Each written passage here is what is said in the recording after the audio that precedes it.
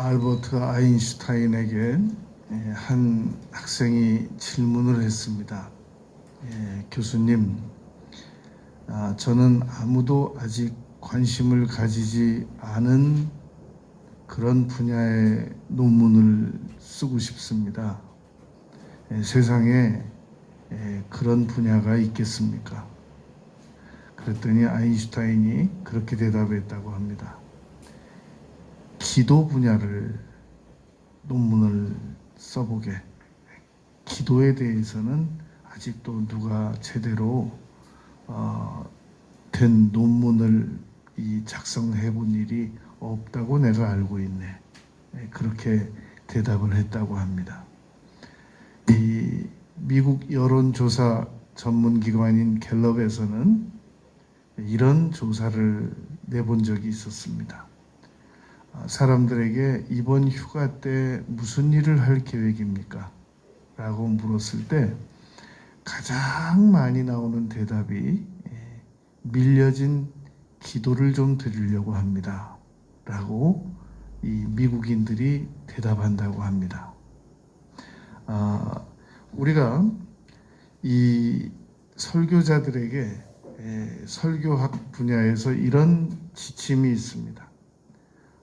1년에 어떤 형태로든지 이 설교학에 대한 책을 한 권씩 읽어라. 새로운 책이 없으면 읽었던 책이라도 한번 다시 읽어라. 그런 그 지침이 있습니다. 중요한 지침이 있습니다.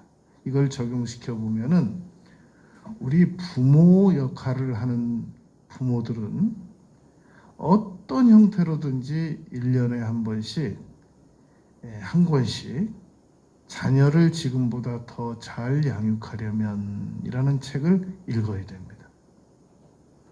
없으면, 새로운 책이 없으면 옛날에 읽었던 책이라도 꼭 한번 다시 읽으면서 자녀들을 양육해야 할 필요가 있단 말입니다. 이것을 기도 분야에 적용을 시켜보면은 우리는 기도에 대하여 알버트 아인슈타인 말처럼 이 분야의 이 논문을 쓴 분야가 아주 적다고 한 것처럼 아주 자세히 공부를 해야 됩니다. 기도는 그냥 입을 열어서 내가 다 하려고 하기만 하면 되는 거지 무슨 기도에 대해서 공부까지 해가면서 기도를 드리냐? 기도 지금 하는 것도 힘든데 이것은 잘못된 생각이란 말입니다. 그래서 누가복음 11장 1절에서는 예수님에게 주여 우리에게 기도를 가르쳐 주옵소서라고 예수님께 요구를 했단 말입니다. 그러니까 우리는 기도를 날마다 드리고 죽을 때까지 드릴 것이기 때문에 그럴수록 이 기도에 대해서 더 많은 올바른 연구가 필요하고 기도에 대한 공부가 필요하단 말입니다. 오늘 우리는 기도에 대해서 4가지를 생각할 겁니다. 기도를 안 하거나 덜 하거나 게을리하거나 중단하는 사람들은 도대체 어떤 사람들인가? 어떤 특징을 가지고 있는 사람들이 기도를 하다 말다 드리다 말다 게으르게 하다가 중단하다가 또 쉬었다가 자기 필요한 거 있으면 나와서 하고 주로 어떤 유형의 사람들이 그런가? 그 문제를 한 가지 생각해 볼 겁니다. 그리고 두 번째는 왜 기도를 계속 드려야만 하느냐 하는 문제를 생각할 겁니다. 그리고 어떻게 기도를 드려야 하는가 이 3가지 문제를 집중적으로 생각을 할 겁니다. 첫 번째로 어떤 사람이 기도를 소극적으로 드리다가 며칠 또 잘하다가 또 쉬고 또 필요한 거 있으면 나오고 중단하고 게으르고 주로 어떤 특징을 가진 사람들이 이런 사람들인가? 이 3 유형의 사람들입니다. 가장 결정적인 것은 감동적인 목표가 없는 사람들입니다. 기도 응답을 반드시 받아야 되겠다 라고 하는 감동적인 목표가 없는 사람들은 그냥 최근에 다가올 일, 우리 애들 수능 시험 보는 거, 남편 무슨 중요한 문제 있는 거, 그리고 집안에 어떤 문제 하나 있는 거, 그거 기한 딱 끝나면 딱 맞춰서 그만둬요. 어쩌면 그렇게 정확한지 몰라요. 며칠에 끝나면 딱 그날부터 이제 기도 쉽니다. 얼마나 참 인간적으로 봐도 사람이 신뢰하기 어렵겠냔 말입니다. 자기 아쉬울 때만 열심히 며칠 기간적으로 딱 구하고 그거 끝나면 다음번 이제 아쉬운 문제 생길 때까지 방학 들어갑니다. 그럼 그렇게 안 할 수 있는 방법이 있는가? 그게 감동적인 목표란 말입니다. 내가 이번에 하나님께 기도를 이런 문제로 열심히 드렸단 말입니다. 그러면 요 제목이 끝나기만 끝나라. 내가 한 2달 쉴란다. 이런 얄팍한 생각을 가지는 것보다 더 좋은 생각이 있단 말입니다. 히브리서에는 항상 더 좋은 것이 있다. 고린도전서 11장 40절에서도 더 좋은 방법이 있단 말입니다. 그럼 뭐가 더 좋은 방법이냐? 내가 이번 기도 제목이 8월 10일로 끝나면 8월 11일부터 새롭게 기도를 더 열심히 드릴 수 있는 감동적인 목표를 정하는 겁니다.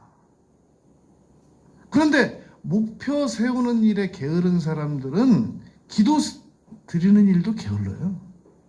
아니 목표가 없는데 어떻게 기도가 계속 될 수 있겠냔 말입니다. 누구나.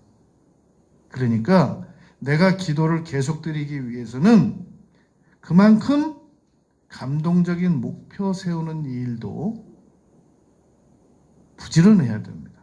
여러분 우리 한 집안에 얼마나 중요한 일이 많은데 감동적인 목표 세우는 게 어렵겠어요. 자 이제 8월에 중요한 계획이 끝나면 한 문제가 해결이 되면 또 집안에 9월, 10월, 11월, 12월 안에 행할 일이 없습니까? 프로그램을 자세히 보면 얼마든지 있죠. 애들 문제가 있다든지 무슨 집안 행사 문제가 있다든지 그런 걸 중요하게 생각 안 하니까 기도도 안 하는 거야. 그걸 뭘 기도를 해? 그냥 닥치면 하는 거지. 하나님 이번에 이제 이런 행사가 끝났으니까 3개월 후에 제가 시집을 갑니다. 그때 시집 갔을 때 좋은 인상으로 좋은 표정으로 말 한마디 표정 하나 행동 하나 실수하지 않을 수 있도록 시어른들 잘 뵐 수 있도록 성령님 도와주세요. 정할 목표가 없으면 그런 목표라도 정해서 열심히 기도를 드려버릇해야 된단 말입니다. 그러니까 1년 12달 기도 드릴 감동적인 목표를 중단시키지 않고 계속 이어나갈 때 그럴 때 기도하는 사람이 된단 말입니다.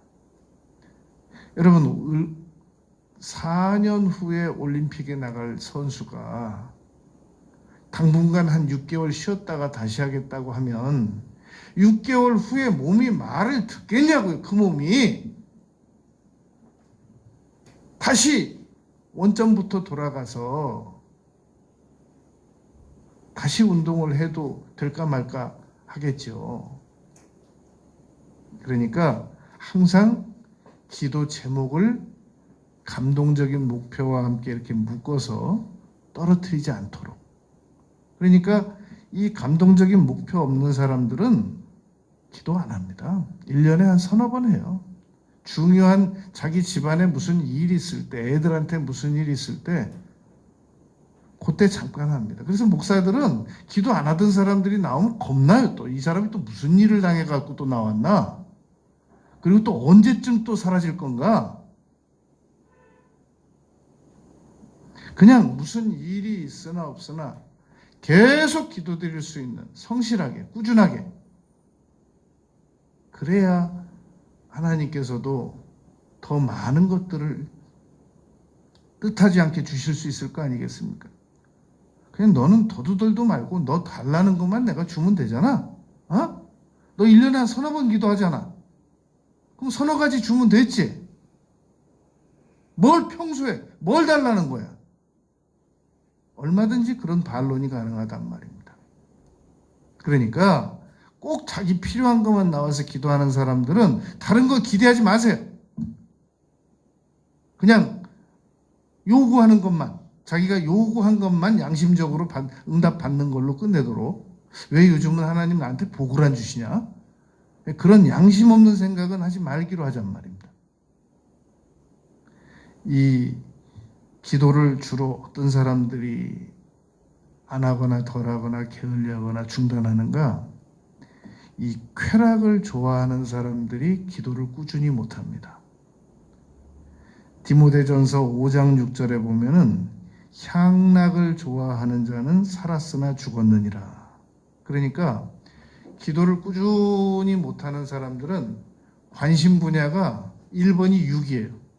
잘 먹고 어디 가서 뭐 찜질방 가고 사우나 가고 온천 가고 1번 관심이 육입니다.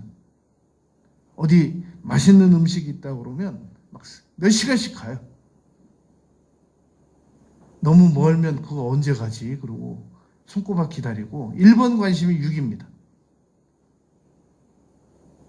그리고 2번 관심이 혼이에요. 그나마 세상적인 이 영적으로 유익이 없는 혼. 세상 사람들이 무슨 이런 연극을 본다더라, 무슨 이런 오페라를 본다더라, 뭐 이런 어떤 세미나가 있다더라. 가보면 영적으로 아무 영양가도 없는 거. 듣고 와서 이해도 못하는 거. 그걸 문화적으로 또 쫓아가요. 그리고 세 번째 관심이 영입니다. 바로 바울 사도께서는 향락을 좋아하는 자는 살았으나 죽었다라고 말하는 사람들을 바로 이렇게 순위가 뒤집힌 겁니다. 먼저 그의 나라와 그의 의, 그래서 1번이 영, 2번이 혼, 3번이 육 이래야 되는데 이 육에 관심이 있는 사람들은 육에다가 돈 많이 들입니다. 그리고 기도를 꾸준히 안 하고 덜하고 중단하고 게으르고 자기 필요할 때만 나와서 하는 사람들은 호세아서 7장 10절에 정확하게 기록해 두었습니다. 교만한 사람이라는 겁니다. 그래서 현재 상황들이 자신의 힘만으로 어느 정도 극복될 것 같다. 뭐 요 정도 터두들도 말고 요즘만 같아라. 그럼 나 살만하다. 잠시 후에 어떤 고난이 다가올 것은 전혀 예상하지 못하는 겁니다. 여러분, 우리가 코로나 다가올 걸 예상했었습니까? 그렇다면 우리가 앞으로 인생을 살아가면서 코로나 같은 고난만 다가오고 앞으로 다시는 고난이 안 다가오겠습니까? 우크라이나 백성들이 전쟁이 일어날 걸 미리 알았었을까요? 얼마든지 앞으로 살아가면서 또 다른 고난이 수없이 예비되어 있습니다. 욥기 5장 7절 말씀처럼 인생은 고난을 위하여 났다 그랬거든요. 그런데 이런 거 전혀 고려하지 않고 요즘 당분간 살만한데 여기에 심취돼 가지고 살아가는 겁니다. 이런 사람을 호세아서 7장 10절에서 이스라엘의 교만은 그 얼굴에 드러났나니 여호와께로 돌아오지도 아니하고 구하지도 아니하는도다. 그러니까 여러분, 이거 세분화시키면 얼마든지 종류를 많이 할 수 있죠. 대표적으로 기도하다 말다 드리다 말다 중단하고 이런 사람들은 이 감동적인 목표가 없고 관심 분야가 쾌락적이고 그리고 현재 잠깐 살만해요. 이런 사람들 또 어려운 일 당해보세요. 막 목사님한테 신방을 해달라고 그러고 막 기도를 막 또 얼마나 또 열심히 하는 것처럼 또 보이고 잠깐 그래요. 잠깐. 씨앗이 길가에 떨어졌는데 새가 와서 쪼아먹어버리는 씨앗이 있고 가시농불에 덮여서 더 자라지 못하는 씨가 있고 그렇단 말입니다. 씨가 옥토에 떨어졌을 때 그것이 30배, 60배, 100배 자란단 말입니다.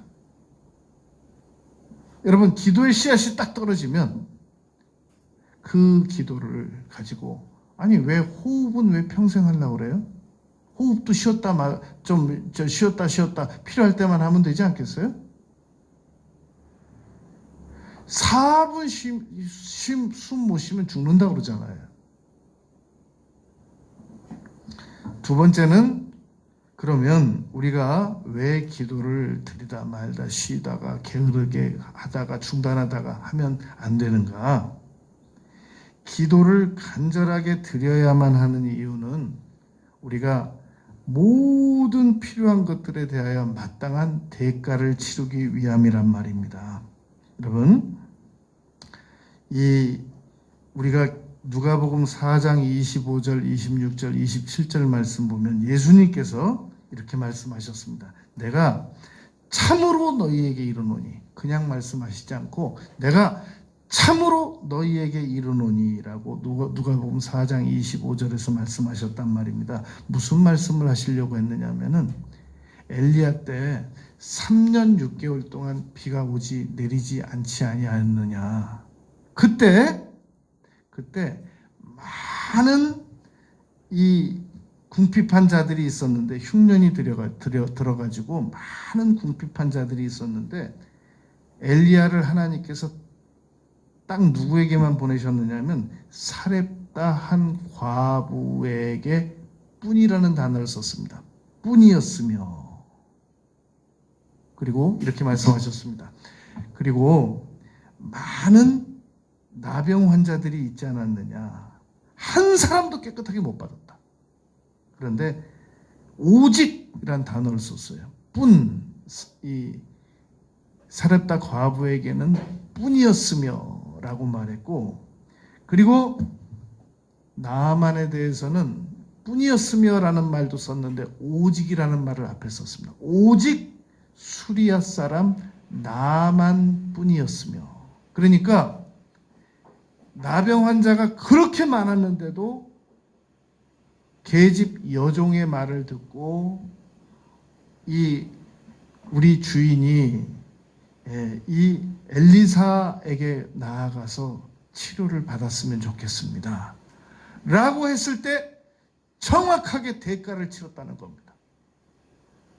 자기네 나라에서 그 엘리사에게까지 갔다가 엘리사가 나와보지도 않고 문도 안 열어보고 게하시 그 사환 내보내가지고 요단강 가서 7번 씻으면 낫겠다고 할 때 그 수모를 안고 당장 돌아가려다가 옆에 있던 이 신하가 말한단 말입니다.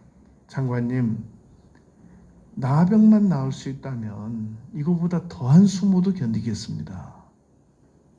그 말 듣고 가서 그 신하들 다 보는 앞에서 요단강 그 물 들어가가지고 요단강 물이 가보면은 깨끗하지가 않거든요. 그 흙탕물입니다, 주로. 거기 들어가서 7번을 들어갔다 나왔다 한다는 것은 보통 순종이 아닙니다. 그랬을 때 나아만만 치료받았고 세상에 그 가루하고 기름 남은 것 같고 마지막으로 아들 먹이고 죽으려고 하는 과부에게 엘리야가 그거 나에게 먼저 공개해라, 드려라.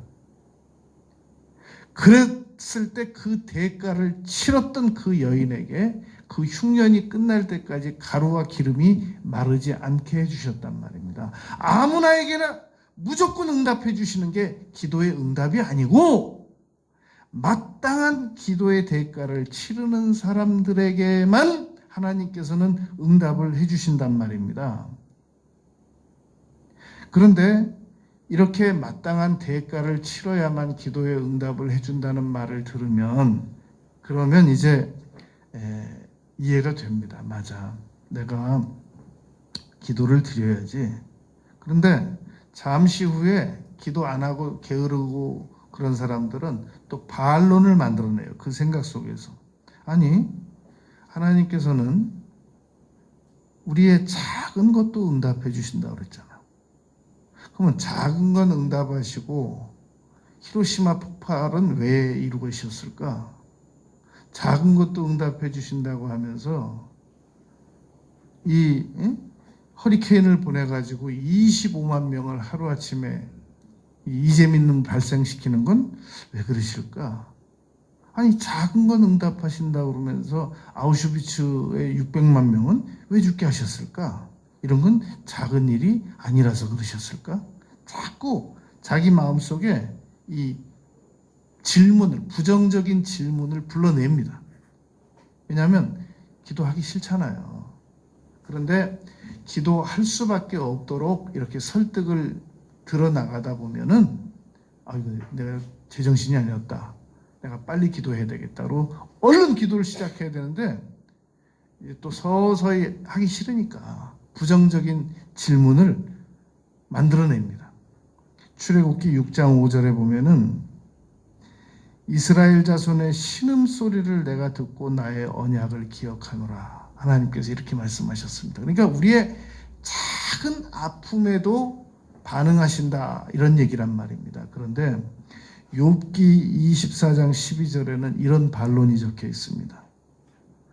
성중에서 죽어가는 사람들이 신음하며 상한 자가 부르짖으나 하나님이 그들의 참상을 보지 아니하시느니라.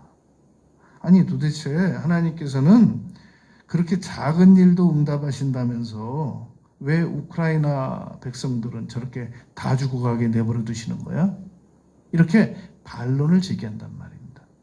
하나님은 작은 일을 다 살펴보신다고 하면서 내가 지난 주간에 시장 가가지고 내가 그 시금치 꼭 가져오려고 골라놓다가 앞에 꼭 고르다가 뒤에 놓고 잊어버리고 그냥 왔는데 그걸 왜 기억나지 않게 해주시냐는 거예요. 작은 일을 다 그렇게 치밀하게 응답해 주시는 분이시라면 왜 그런 일들은 안 도와주시겠느냐. 자꾸 부정적인 질문을 마음속으로 이렇게 불러냅니다. 그래야 자기가 조금이라도 기도 안 하거나 덜 하거나 게으르거나 하다 중단하는 거나 이게 명분이 서거든요. 내가 괜히 안 하냐. 다 나도 이유가 있는 사람이다. 이렇게 부정적인 질문을 끌어내가지고 자기를 정당화시키려고 한단 말입니다. 나쁜 사람이죠. 이런 사람들은 하나님께 다음에 기도하지 말아야 되는데 또 아쉬울 때는 이런 부정적인 질문을 뒤로 하고 또 합니다. 주시옵소서, 역사하시옵소서. 아니 너 그렇게 부정적인 질문을 많이 가지고 있는 사람인데 그 질문에 대한 대답이나 받고 너 지금 기도하는 거야. 여하튼 주시옵소서. 그런 건 나중 따지고 지금 역사하시옵소서. 또 이런 태도를 보인단 말입니다. 여러분 아버지가 30만 평의 땅을 가지고 있어요. 거기에 대규모 단지의 아파트가 들어와야 된단 말입니다. 그런데 그 30만 평 안에 자기 아들의 집이 아주 조그마한 게 하나 있어요. 그러면 그 아들 집을 훼손시키지 않기 위해서 언제까지나 30만 평 땅을 거래하지 말고 팔지 말고 그냥 가만히 둘까요? 그 30만 평 전체를 거래해서 대규모 아파트 단지가 들어오게 하고 아들 집은 다른 데로 옮겨주면 되잖아요. 피할 길을 내사 너희로 능히 감당하게 하시느니라. 큰 이 대의적 이 명분으로 말미암아서는 그 일을 진행할 수밖에 없단 말입니다. 예수님께서 그러셨잖아요. 아버지여 만일 할 만하시거든 이 잔을 내게서 지나가게 하옵소서. 예수님께서 지금 당장 십자가에 그 10cm가 넘는 대못의 박히고 둘레 1cm 가까이 되는 그 대못에 뼈를 박혀서 고통스러워야 되는 그 문제를 해결을 해주실 수는 있으시지만, 그러나 그걸 만약에 예수님께서 피하시면 온 인류가 구원받는 일을 받을 수 없단 말입니다. 그러니까 온 인류가 구원을 받게 하기 위해서는 대의적 명분으로 그 일을 진행하시고, 그리고 예수님께서는 그걸 이제 케노시스 이론이라고 그래요. 빌립보서 2장에서 모든 무릎으로 주 예수 그리스도 앞에 꿇게 하시고 충분한 보상이 이루어지게 하셨단 말입니다. 그러니까 우리가 작은 일에 응답을 못 받았다고 해서 하나님이 계시는 거냐 안 계시는 거냐, 나한테 역사하시는 거냐 안 하시는 거냐, 그렇게 문제를 따져 들어가는 것은 아주 소극적 불순종이란 말입니다. 소극적 저항입니다. 수동적 저항입니다. 그것은. 그래서 야고보서 4장 2절에서 너희가 얻지 못하면 구하지 아니하며 너는 내게 부르짖으라. 구하라 구할 것이고 찾으면 찾고 두드리면 열릴 것이다. 눈물을 흘리며 씨를 뿌려서 기쁨으로 단을 거두어라. 울며 씨를 뿌리러 나가는 자는 반드시 기쁨으로 그 곡식단을 가지고 돌아오게 될 것이다 라고 말씀하셨단 말입니다. 그러니까 반드시 내가 왜 기도를 드려야만 하느냐, 이 세상에 있는 모든 것들은 내가 마땅한 값을 치러야만 정당하게 내 것이 된단 말입니다. 여러분, 요즘에 65세 이상 된 사람 지하철 무료로 타지 않습니까? 그건 무료 아닙니다. 정부에서 내준 겁니다. 65세 이상 되는 사람들이 지하철을 무료로 탈 수 있는 것은 그냥 공짜가 아니라 정부에서 걷어들인 세금으로 대가를 치러준 것이란 말입니다. 이 세상에 아무 대가도 안 치러야 되는 일은 없단 말입니다. 그러므로 내가 무엇인가를 노동을 해서 얻고 싶지 않으면, 기도를 통해서 얻고 싶다면, 그냥 얻고 싶다면 하나님께 기도라고 하는 대가를 치러야만 얻을 수 있는 것이란 말입니다. 그런데 왜 너무나도 많은 사람들은 마땅한 대가 치르는 일에 게으르고 나태하고, 갑자기 무슨 귀인이 나타나가지고, 여러분, 귀인이 나타나가지고 나한테 뭔가 줄 수 있는 사람, 지금 그 사람도 지금 돈이 없어가지고 어려워해요. 우리보다 더 많은 돈을 필요한데 지금 어디서 못 구하고 있는 사람이에요. 뭘 누구에게 바라겠다는 겁니까? 작은 것 하나라도, 10원짜리 사탕 하나라도 이 세상에서는 대가를 치르지 않고는 얻을 수 없단 말입니다. 그러니까 우리는 반드시 기도라고 하는 대가를 하나님께서 좋다. 그 정도 기도하면 내가 줄게 라고 하는 이 정당한 대가를 치르기 위하여 기도를 드려야만 한단 말입니다. 여러분, 첫 번째, 기도 안 하는 사람들의 유형이 있다고 그랬죠. 그 사람들은 양심의 가책이 오면 그게 나예요. 그리고 두 번째로 왜 기도를 드려야 되느냐? 마땅한 대가를 치러야 되기 때문에 기도를 드려야 된단 말입니다. 세 번째, 오늘 끝으로 그럼 어떻게 기도를 드려야 되느냐? 오늘 본문 말씀입니다.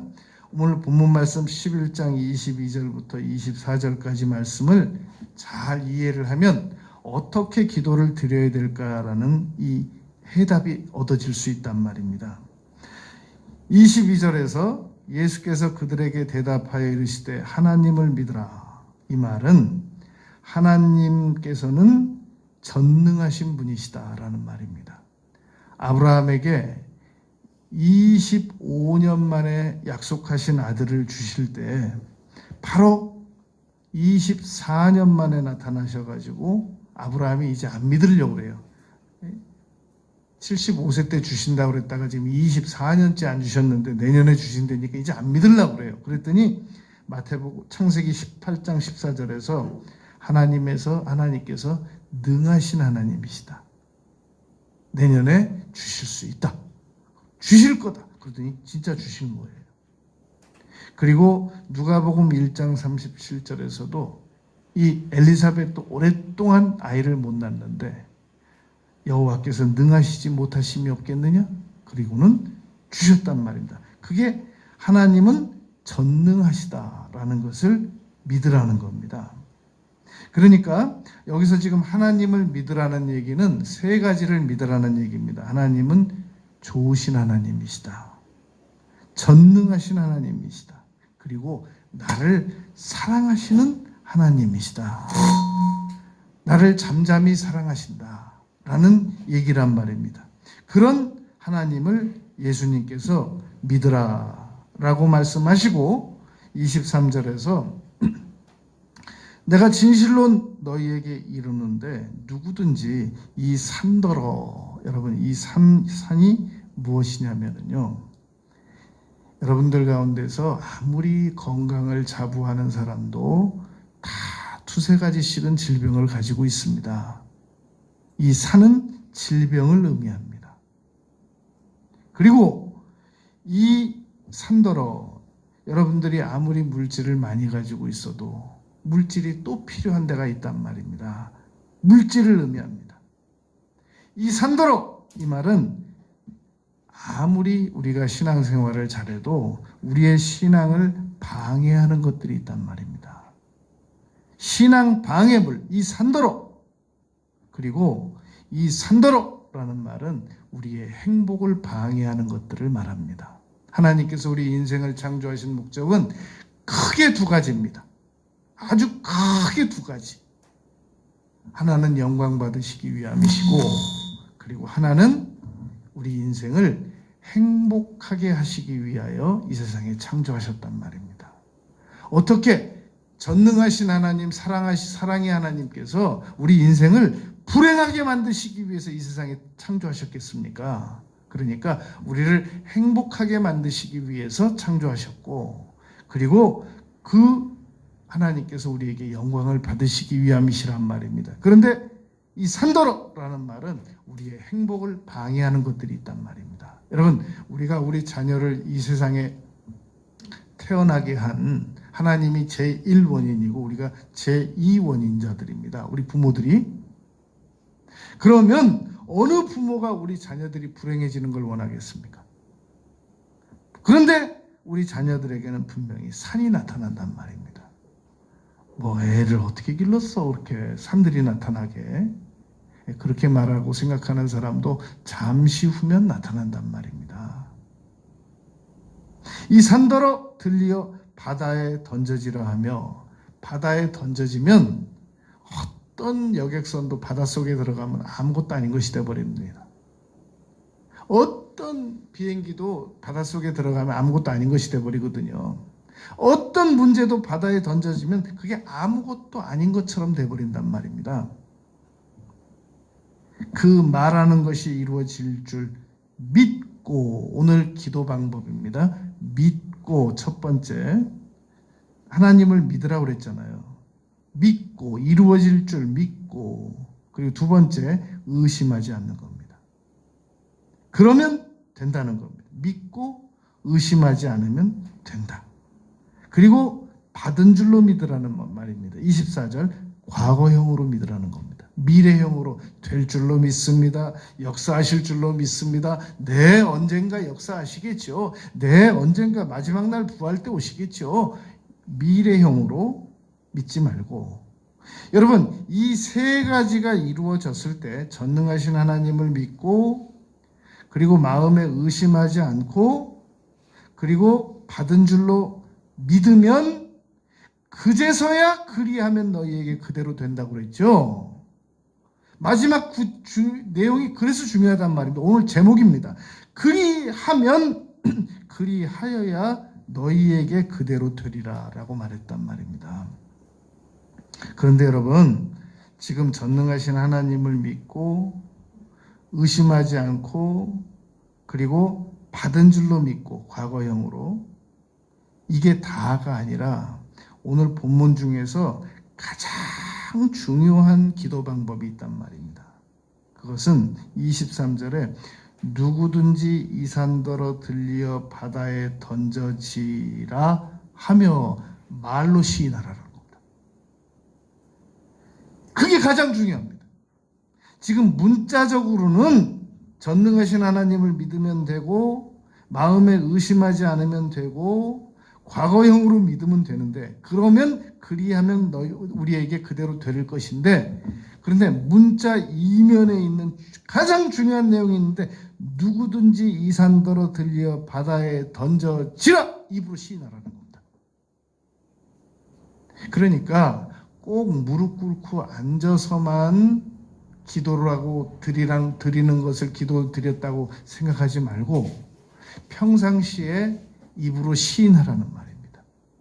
여러분, 이거 입으로 아직 이루어지지도 않은 일을, 지금 뻔히 이루어지지도 않은 일을 부부간에 마주 앉아가지고 입으로 시인하려고 해보세요. 보통 담력이 필요한 게 아닙니다.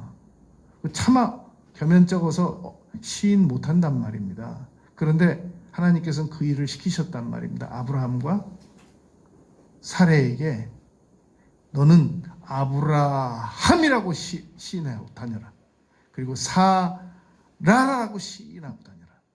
열국의 어미, 열국의 아비. 지금 자식 한 명도 없는데 입으로 미리 시인한다는 거, 이거 굉장한 담력과 용기가 필요하단 말입니다. 근데 그게 진짜 기도라는 겁니다. 입으로 시인하는. 입으로 시인까지는 해요. 또 믿음 좋은 사람 옆에 있는 사람은 또 박자 맞춰갖고 아멘까지 합니다. 문제는 둘 다 안 믿는다는 거예요. 말도 했고 아멘도 했는데 그게 그렇게 쉬운 건 아니지 라고 후속적으로 부정적인 감정을 끌어다가 마무리를 짓는 경우가 99.9%란 말입니다. 우리가. 그런데 이걸 해내야만 우리가 기도가 이루어진단 말입니다. 바로 이걸 안 했기 때문에 우리가 기도 응답을 그동안 못 받고 안 받고 덜 받고 지금 못 미루어지고 있는 상황이란 말입니다. 이걸 해야 된단 말입니다. 시간이 여러분 얼마 없습니다. 그러니까 우리는 요 마가복음 11장 22절부터 24절까지 이 마태복음에도 예수님께서 가르쳐 주신 기도 방법이 있고요. 마가복음에도 있고 누가복음에도 있고 요한복음에도 있습니다. 특별히 예수님께서 직접 기도의 방법을 가르쳐 주신 가르침 중에 마가복음 11장 22절부터 24절, 이 아주 강력합니다. 누가도 예수님께서 가르쳐 주신 기도 방법, 마태도 예수님께서 가르쳐 주신 기도 방법 다 적었단 말입니다. 마태, 마가, 누가, 요한복음 중에서 기도 방법 중에 아주 강력한 본문이고 방법입니다. 그러므로 여기 기록되어 있는 이 기도 방법을 우리가 적용시키면 반드시 해결받을 수 있습니다. 여러분, 자, 결론입니다. 정리해 보겠습니다. 주로 어떤 사람들이 기도를 게을리 드리거나 안 드리거나 덜 드리거나 드리다가 중단하는가? 그 어떤 일을 하는 것보다 기도 드리는 일이 여러분 보상이 더 큽니다. 세상에서 같은 일을 하더라도 시급이 더 높은 걸 하기를 원하잖아요. 기도만큼 여러분 시급이 보상 높은 게 없는 겁니다.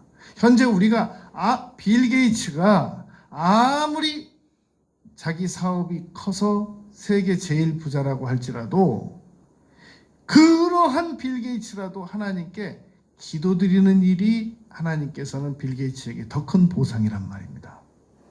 우리가 지금 현재 하고 있는 일이 아무리 잘 돼 보이는 것 같다고 할지라도 그래도 그 일을 제쳐두고 기도를 드릴 때 하나님께서 더 큰 보상, 30배, 60배, 100배의 보상을 이루어 주신단 말입니다. 그게 안 믿어지는 사람들이 기도를 안 하거나 덜 하거나 중단하거나 그런단 말입니다.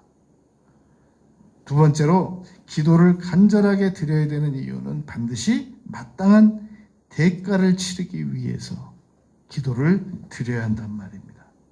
끝으로 세 번째, 어떻게 기도를 드려야 되느냐? 믿고 의심하지 않고 받은 줄로 믿는데 입으로 시인을 해버릇해야 된단 말입니다. 여러분, 이렇게 우리가 기도 문제를 해결해 나갈 때 이전보다 훨씬 더 많은 응답들, 정체된 응답들, 오다가 중단된 응답들 빠르게 우리에게 다가올 줄 믿습니다.